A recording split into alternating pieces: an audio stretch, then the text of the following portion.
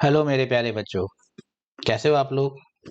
उम्मीद है आप सब लोग अपना अच्छे से ख्याल रख रहे होगे, अच्छे से खा रहे होगे, पढ़ रहे होगे और पूरी हिम्मत और मेहनत से जेई मेन की तैयारी कर रहे होगे। एग्ज़ाम चाहे जेई मेन हो चाहे नीट हो, हर एग्ज़ाम में एक ही चीज़ है जो हमारे पास एग्ज़ामिनेशन हॉल में नहीं होती। समय। समय। हमें एक पर्टिकुलर समय में एक क्वेश्चन को सॉल्व करना है और हमारी कोशिश ये होनी चाहिए कि हम जल्द से जल्द सवाल को सॉल्व कर सके, ताकि जो मुश्किल सवाल है उसमें हम ज़्यादा समय दे पाएँ। इन्हीं सब चीज़ों को देखते हुए मैं ये सीरीज़ लेकर आया हूँ आपके अपने चैनल पाठशाला पे। मैं हूँ आपका एयू सर। आगे बढ़ने से पहले फटाफट इस वीडियो को लाइक कर दीजिए, चैनल को सब्सक्राइब कर दीजिए, बेल आइकन दबा दीजिए ताकि ऐसे वीडियोस में लेके और आपके पास आऊं। तो शुरुआत करते हैं इस वीडियो की। झटपट सीरीज नाम दिया है मैंने इसको। फटाफट हम शॉर्ट ट्रिक सीखेंगे इस सीरीज में और देखेंगे किस तरीके से अपन बहुमूल्य समय बचा पाएंगे एग्जामिनेशन हॉल में। ये है lecture number 1, short trick number 1, units and dimensions chapter से ये शॉर्ट ट्रिक मैं आपके लिए लेकर आया हूँ। ध्यान रहे बच्चों, यूनिट्स एंड डायमेंशन एक ऐसा टॉपिक है जिससे हर एग्जाम में, चाहे वो जेई मेन हो, चाहे वो नीट हो, चाहे जेई एडवांस हो, एक सवाल हमेशा आया है और वो सवाल गलती से भी हमसे छूटना नहीं चाहिए। वो सवाल सबसे सिंपल सवालों में से एक सवाल होता है। कभी कभी वो टाइम कंज्यूमिंग भी होता है जिसमें समय ज्यादा लग सकता है, और उसी सवाल को करने का तरीका आज मैं यहाँ पर आपको समझाने वाला हूँ। तो ये एक सवाल है जिससे हम वो तरीका सीखेंगे। सेम सवाल, इसी तरीके का सवाल जेई मेन, नीट और जेई एडवांस में आ चुका है। वो सवाल भी मैं आपको दिखाऊंगा। पहले देखते हैं इस सवाल को क्या है। इस सवाल में तो पहले फटाफट पढ़ लेते हैं। Planck's constant, speed of light in vacuum and Newton's gravitational constant, universal gravitation constant की बात हो रही है, are the three fundamental constants. तीनों फंडामेंटल, इन तीन कांस्टेंट को फंडामेंटल यूनिट्स बना दिया गया है, फंडामेंटल फिजिकल क्वांटिटीज बना दिया गया है। Which of the following combinations will give the dimension of length. आपको ये बताना है कि किस कॉम्बिनेशन से हमको लेंथ के डायमेंशन मिलेंगे। उम्मीद है आपने इस तरह का सवाल पहले किया होगा और आप इस सवाल को कर सकते हैं। यहाँ पर आप वीडियो को पॉज कर लीजिए, अटेम्प्ट करिए सवाल को और देखिए क्या आंसर आता है। और एक चीज का ख्याल जरूर रखिए, कितने समय में आप ये सवाल कर पा रहे हैं, क्योंकि सबसे इंपॉर्टेंट चीज वही है। वीडियो को पॉज कीजिए और सवाल को अटेम्प्ट कीजिए। उम्मीद है सबने वीडियो को पॉज किया होगा और सवाल को अटेम्प्ट किया होगा, और मेरे प्यारे बच्चों तुमने इसको सॉल्व भी कर लिया होगा। खैर, यहाँ पे देखते हैं कि इस सवाल को करने का सही तरीका क्या है, क्या है इसको करने का एग्जैक्ट तरीका। तो फटाफट देखते हैं। हमको निकालना है डायमेंशन ऑफ लेंथ, कैसे आएगी इन तीनों के कॉम्बिनेशन से। तो हम लिखेंगे L, डायमेंशन ऑफ लेंथ है L। L will be equal to H, H मतलब Planck's constant raise to the power of x, C मतलब speed of light raise to the power of y, और G मतलब universal gravitational constant raise to the power of z या z। अब original तरीके में हमको क्या करना है बच्चों, आपको सबको पता है, सबकी डायमेंशंस रखनी है, कोएफिशिएंट्स को इक्वेट करना है और एक्स वाई जी की वैल्यू निकालनी है। थोड़ा सा मैं करके इसको और दिखा देता हूँ। तो सबसे पहले देख लेते हैं डायमेंशन h मतलब प्लैंक्स कांस्टेंट। आपको इसकी डायमेंशन याद होना चाहिए। अगर आपको याद नहीं है तो मैं आपको तरीका बता देता हूँ याद रखने का, जिससे मैं याद रखता हूँ। इसकी डायमेंशन mvr के बराबर है। mvr मतलब एंगुलर मोमेंटम। कभी आप भूल जाओ तो एंगुलर मोमेंटम से याद कर लेना। फटाफट इसकी डायमेंशन निकाल लेते हैं। स्मॉल m मतलब मास, तो उसका डायमेंशन हो गया कैपिटल M। v मतलब वेलोसिटी, तो एल टी माइनस 1 आएगा। एक डिस्टेंस b है तो वो मल्टीप्लाई हो जाएगा, तो हमारे पास यहाँ पे आएगा M L square T minus 1। ये बन जाएगी हमारी h की डायमेंशन। h की डायमेंशन निकाल ली है। समय थोड़ा लग रहा है क्योंकि हमको डायमेंशन अगर याद नहीं हुई तो इतना समय लगेगा। खैर, आगे बढ़ते हैं और अगली चीज की डायमेंशन निकाल लेते हैं। अगला है हमारा जी। जी मतलब ग्रेविटेशनल कांस्टेंट। ग्रेविटेशनल कांस्टेंट की डायमेंशन आपको याद होनी चाहिए, नहीं याद है तो आपको निकालना पड़ेगा। कैसे निकालोगे? Force F is equal to G m1 m2 by R square. तो यहां से आप न्यूटन मीटर स्क्वायर पर केजी स्क्वायर निकाल सकते हो और वहां से आप इसकी डायमेंशन, जी की डायमेंशन निकाल पाओगे। न्यूटन मतलब फोर्स, फोर्स की डायमेंशन है M L T minus 2। M square मतलब मीटर स्क्वायर मतलब लेंथ का square, divided by KG square मतलब एम स्क्वायर। तो बच्चों इस तरीके से आप इसकी डायमेंशन निकाल सकते हो। डायमेंशन मैंने निकाल ली है, मेरे पास आ गई है m-1 एल क्यूब और t-2। ये डायमेंशन बच्चों मेरे पास आ गई है जी की। अभी भी सवाल शुरू नहीं हुआ है। सवाल शुरू होने के ये सब बिफोर द सवाल के स्टेप्स हैं जो हम कर रहे हैं। सवाल सॉल्व करना अब शुरू होगा। अब हम वैल्यूज रखेंगे। यहाँ पे लेफ्ट हैंड साइड पर है L, तो L के डायमेंशन रखेंगे और राइट हैंड साइड पे सबके डायमेंशन रखेंगे। L का डायमेंशन इसमें m 0 हो जाएगा, m का कोएफिशिएंट, L का कोएफिशिएंट 1 है, t का कोएफिशिएंट 0 है। तो मैं यहाँ पे ऐसे ही लिख दूंगा लेफ्ट हैंड साइड को। राइट हैंड साइड पे आ जाते हैं। राइट हैंड साइड में h raise to the power of x है, तो पहले h की डायमेंशन लिखते हैं। h की डायमेंशन हमने निकाल दी है एम एल स्क्वायर t-1। तो इसको हम रेज कर देंगे बच्चों to the power of x। c है बच्चों स्पीड ऑफ लाइट, स्पीड की डायमेंशन होने वाली है, वेलोसिटी की डायमेंशन होने वाली है, इतना तो अपन को याद ही रहेगा। तो ये हो जाएगा L t-1 raise to the power of y। और फिर हमको लिखना है gravitational constant m-1 L cube t-2 और इसको रेज कर देना है to the power of z। अब हम कोएफिशिएंट इक्वेट करेंगे, m का कोएफिशिएंट इक्वेट करेंगे, l का कोएफिशिएंट इक्वेट करेंगे और t का कोएफिशिएंट इक्वेट करेंगे। तो अगर हम m का कोएफिशिएंट इक्वेट करें, m का कोएफिशिएंट इक्वेट करें, m का कोएफिशिएंट अगर हम इक्वेट करें तो क्या आएगा? लेफ्ट हैंड साइड पे हमारे पास है 0, 0 विल बी इक्वल टू, यहाँ पर एक x है, यहाँ पे एक x है, यहाँ पे एक माइनस z है, यहाँ पे एक x है और एक माइनस z है। अगर हम आगे बढ़ के L का कोएफिशिएंट इक्वेट करें, L का कोएफिशिएंट इक्वेट करें तो लेफ्ट हैंड साइड पर 1 है और राइट हैंड साइड पे हमको दिखाई दे रहा है 2 times of x plus y plus 3z। ये हमको L के डायमेंशन इक्वेट करने से मिल रहा है बच्चों। आगे बढ़ के एक आखिरी चीज और कर लेते हैं, हम t का डायमेंशन भी इक्वेट कर लेते हैं। लेफ्ट हैंड साइड पे बच्चों है हमारे पास 0, राइट हैंड साइड पे हमारे पास है माइनस x माइनस y और माइनस 2z। एम एल और टी के डायमेंशन हमने इक्वेट कर ली हैं और ये हमारे पास 3 क्रांतिकारी इक्वेशंस आ गई हैं। इन 3 इक्वेशंस को हमने साइमल्टेनियसली सॉल्व करना है और इन 3 इक्वेशन को साइमल्टेनियसली सॉल्व करने के बाद हमारे पास आंसर आ जाएगा। लेकिन जैसा कि बच्चों आप देख पा रहे हो समय थोड़ा ज़्यादा लग रहा है और इतना समय हमको एग्जामिनेशन हॉल में मिलने वाला नहीं है। एक आध चीज भी हमने गलत कर दी तो बस 3 इक्वेशन को सॉल्व करने में समय चला जाएगा, वही हमारे पास नहीं होने वाला है। तो क्या करना है, समय को कैसे बचाना है, बस यही हम इस वीडियो में देखने वाले हैं। फटाफट इस वीडियो को लाइक कर दीजिए और चैनल को सब्सक्राइब कर दीजिए। आगे बढ़ते हैं और देखते हैं कि इसी सवाल को हम थोड़ा जल्दी कैसे कर सकते हैं। जल्दी करना है, घबराना हमने है नहीं। तो हमारे पास फिर से हम शुरुआत करते हैं। H है हमारे पास, C है हमारे पास और G है हमारे पास और हमको इसके कॉम्बिनेशन से बनाना है लेंथ। हमको इसके कॉम्बिनेशन से बनाना है लेंथ। तो देखते हैं बच्चों इसके कॉम्बिनेशन से लेंथ हम जल्दी से कैसे बना सकते हैं। जल्दी जल्दी इस वीडियो को लाइक करते जाइए।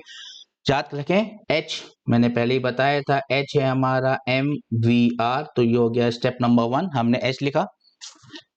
ध्यान क्या रखना है, H के साथ M जो है वो न्यूमरेटर में आ रहा है, H के साथ M जो है वो न्यूमरेटर में आ रहा है। अब अपन जाते हैं G के पास। G मतलब ग्रेविटेशनल कांस्टेंट, ग्रेविटेशनल कांस्टेंट था न्यूटन मीटर स्क्वायर पर केजी स्क्वायर। न्यूटन को हम लिख देते हैं मास इनटू एक्सेलरेशन, एक्सेलरेशन का मतलब है velocity divided by time. M square मतलब मीटर है, तो मीटर को हम आर के टर्म्स में लिख देते हैं आर स्क्वायर। यहाँ पे केजी स्क्वायर था, मैंने केजी लिख दिया था।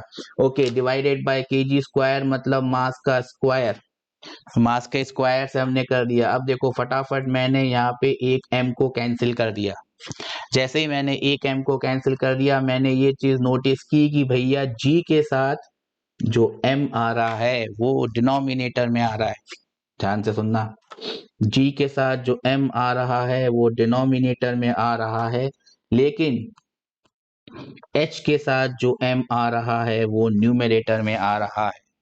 h के साथ न्यूमरेटर में आ रहा है, g के साथ वही m डिनोमिनेटर में आ रहा है। अब हमको ध्यान रखना है कि हमको चाहिए है डायमेंशन ऑफ लेंथ, मतलब मास का डायमेंशन नहीं होना चाहिए। मास का डायमेंशन स्पीड ऑफ लाइट में तो है नहीं, h में भी है और g में भी है। अब ये डायमेंशन होना नहीं चाहिए, मतलब मास कैंसिल हो जाना चाहिए। मास कैंसिल कब होगा भाई, एक में मास न्यूमरेटर में है सेम पावर में, एक में मास डिनोमिनेटर में है, तो भाई कब कैंसिल होगा, बहुत सीधी सी बात है, ये तब कैंसिल होगा, कब कैंसिल होगा, जब मेरे बच्चों हम इन दोनों को h और g को मल्टीप्लाई कर देंगे। जब हम h और g को मल्टीप्लाई कर देंगे तो मास हमारा कैंसिल हो जाएगा। फटाफट जरा इसको मल्टीप्लाई करके अपन देख लेते हैं। h और g को अगर अपन मल्टीप्लाई कर दें तो क्या होगा हमारे पास, ये वाला मास और ये वाला मास कैंसिल हो जाएगा बच्चों, ये वाला v और ये वाला v मल्टीप्लाई हो जाएगा तो हमारे पास आ जाएगा v स्क्वायर। ये वाला r और ये वाला t अगर हम डिवाइड कर दें तो फिर से एक v हमको मिल जाएगा, तो ये एक v आ जाएगा और यहाँ पे एक r स्क्वायर बच जाएगा, तो हमारे पास बच्चों आ जाएगा v raise to the power of 3 r square. ये है हमारा h g का मल्टीप्लाई करने के बाद का result, v cube into R square. लेकिन ध्यान रहे हमें डायमेंशन चाहिए है किस चीज का, हमें डायमेंशन चाहिए है लेंथ का। अब अपन फटाफट ऑप्शन देख लेते हैं, क्या क्या ऑप्शन है हमारे पास। h और g को मल्टीप्लाई होना है, h और g को मल्टीप्लाई होना है, मतलब जितने भी ऑप्शन में h और g डिवाइड हो रहा है वो ऑप्शन सही नहीं हो सकते, मतलब c और d ऑप्शन चले गए भगवान के पास। दो ही ऑप्शन सही हो सकते हैं, या तो ऑप्शन नंबर ए या ऑप्शन नंबर बी। अब आपको समझ में आ रहा है कि जब हमने g और h को मल्टीप्लाई किया था तो हमारे पास यहाँ पे v क्यूब आ रहा है, ऑप्शंस में रूट ओवर एच जी दिया हुआ है, इसका रूट लेंगे तो हमारे पास आएगा v raise to the power 3/2, और इसको कैंसिल होना है क्योंकि r का रूट लेने पे, r स्क्वायर का रूट लेने पे r आ जाएगा, वही चाहिए है हमको। चाहिए कि ये v क्यूब जो कि रूट लेने के बाद v raise to the power 3/2 आ रहा है वो कैंसिल हो जाए। वो कैंसिल कैसे होगा मेरे बच्चों, वो कैंसिल ऐसे होगा जब डिनोमिनेटर में c raise to the power 3/2 आ जाए। जब ये आ जाएगा तब सब कुछ कैंसिल हो जाएगा, बचेगा सिर्फ आर स्क्वायर का रूट, मतलब आर मतलब डायमेंशन ऑफ लेंथ। तो बच्चों वही सवाल जो इतना लंबा सा कॉम्प्लिकेटेड सा दिख रहा था, हमने थोड़ा सा डिंग डिंग डिंग डिंग डिंग डिंग डिंग डिंग डिंग डिंग डिंग डिंग करके थोड़ा सा दिमाग लगा के थोड़ा सा जल्दी कर लिया उस सवाल को। तरीका बिल्कुल एग्जैक्टली कॉपी वाला नहीं है, क्योंकि अगर हमारे पास ऑप्शन नहीं दिए होते तो हमको ओरिजिनल तरीके से करना पड़ता है, लेकिन हमारे पास ऑप्शन दिए, हमने थोड़ा सा दिमाग लगाया और सटा करके आंसर हमने निकाल दिया। उम्मीद है चीज समझ में आ गई होगी, और अब हम इसको अप्लाई करने वाले हैं इस सवाल में। ये सवाल बच्चों आया है आपके जेईई मेन 2023 के पेपर में, लास्ट ईयर के सेकेंड अटेम्प्ट सेकेंड अटेम्प्ट बोल रहा हूँ मैं, सेकेंड सेशन के उसमें आया है। तो फिर से मैं आपको बोलूंगा कि आप इस सवाल को पढ़ें। सवाल क्या है? Universal gravitational constant G, Planck's constant H and speed of light are taken as fundamental quantities. The dimension of mass, इसमें डायमेंशन ऑफ मास पूछा गया है। आप इस वीडियो को यहाँ पे पॉज कर लीजिए और फटाफट जो तरीका मैंने बताया है उसको अप्लाई करिए और इसका आंसर निकाल के दिखाइए। देखें आप कितनी जल्दी इस क्वेश्चन को कर पाते हैं। वीडियो को आप पॉज कर सकते हैं। वेल, उम्मीद है आप सब ने फटाफट 30 सेकंड के अंदर इस सवाल को कर लिया होगा। देखते हैं इस सवाल को। ओरिजिनल तरीका तो मैं आपको बता चुका हूँ, लंबा है, उसमें मैं नहीं जाऊंगा। मैं आपको छोटे वाले तरीके में फंसाने की, छोटे वाले तरीके से समझाने की कोशिश करूंगा। तो फिर से वही छोटा वाला तरीका देख लेते हैं। डायमेंशन आपको शायद याद हो गई होगी, फिर भी अगर याद नहीं है तो छोटे वाले तरीके में शुरुआत से चालू कर देते हैं। सबसे पहले H के साथ खेलते हैं अपन। एम वी आर डायमेंशन हमने एम वी के टर्म्स में लिख दिया है। जी की डायमेंशन की बात करें तो वो था न्यूटन मीटर स्क्वायर पर केजी स्क्वायर। न्यूटन था mass into acceleration, m into V by T multiplied by distance square मतलब r square divided by m square. यहाँ से एक m इसका कैंसिल हो जा रहा है। ध्यान रखना है बच्चों, जो सवाल हमने किया था उसमें मास को हमको कैंसिल करना था, लेकिन इस वाले सवाल में हमको मास ही चाहिए है। मास ही चाहिए है तो H और G मल्टीप्लाई तो नहीं हो सकता। H और G अगर मल्टीप्लाई नहीं हो सकता तो जहां पे भी वो ऑप्शन है, जहाँ पे वो मल्टीप्लाई किया हुआ है वो ऑप्शन तो गड़बड़ी हो गया, तो ये वाला ऑप्शन चला गया। H और G डिवाइड होना चाहिए। अब H और G डिवाइड होना चाहिए, हमें मास की डायमेंशन चाहिए और मास को न्यूमरेटर में आना है। मास को अगर न्यूमरेटर में आना है तो H जो है वो न्यूमरेटर में होना चाहिए और G जो है वो डिनोमिनेटर में होना चाहिए। एम स्क्वायर आएगा, उसका रूट आना चाहिए, मतलब H न्यूमरेटर में G डिनोमिनेटर में और रूट H न्यूमरेटर में G डिनोमिनेटर में और रूट। इसका मतलब जो ऑप्शन नंबर 4 है वो भी कट गया। ऑप्शन नंबर ए पहले ही कट चुका है। अब हमारे पास सिर्फ दो ही ऑप्शन बचते हैं, बी और सी। उनमें से ही एक आंसर होने वाला है। घबराने की जरूरत नहीं है, फटाफट हम पूरा सवाल अभी भी कर सकते हैं। फटाफट H को हम G से डिवाइड कर देते हैं। H को हम G से डिवाइड कर देंगे बच्चों तो हमारे पास एक m स्क्वायर आएगा, हमारे पास एक m स्क्वायर आएगा और एक V से V कट जाएगा, V से V कट जाएगा, एक R से R भी कट जाएगा। तो हमारे पास क्या बचेगा? m स्क्वायर बचेगा, m स्क्वायर बचेगा और क्या बचेगा हमारे पास? t ऊपर चला जाएगा, r नीचे आ जाएगा तो t बाय r, मतलब हमारे पास बचेगा m square divided bye v। अगर हम इसका रूट ले लें तो मास स्क्वायर का रूट मतलब m बच जाएगा। डिनोमिनेटर में एक रूट ओवर v बच जाएगा बच्चों, डिनोमिनेटर में एक रूट ओवर v बच जाएगा, मतलब हमको न्यूमरेटर में एक c चाहिए होगा, न्यूमरेटर में c चाहिए होगा। इसका मतलब हमारा आंसर आ जाएगा ऑप्शन नंबर सी।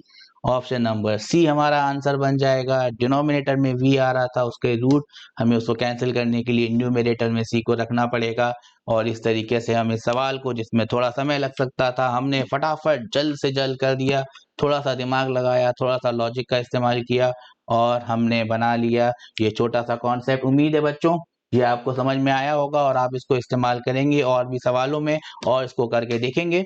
ये वीडियो इतना ही था, हम चलते हैं। ये गाना है अच्छा तो हम चलते हैं, जब वीडियो खत्म करता हूँ तो ये गाना मैं आपको बताता हूँ। अच्छा तो हम चलते हैं, अगली वीडियो में आपसे फिर से मुलाकात होगी। शॉर्ट ट्रिक, फटाफट इस वीडियो को लाइक कर देना, चैनल को सब्सक्राइब कर देना। टेलीग्राम चैनल मैंने आपके लिए बनाए हैं, उसमें आप ज्वाइन कर सकते हैं, जहाँ पे मैं आपको स्टडी मटेरियल और सब वीडियोस के PDF बना के देता रहता हूँ।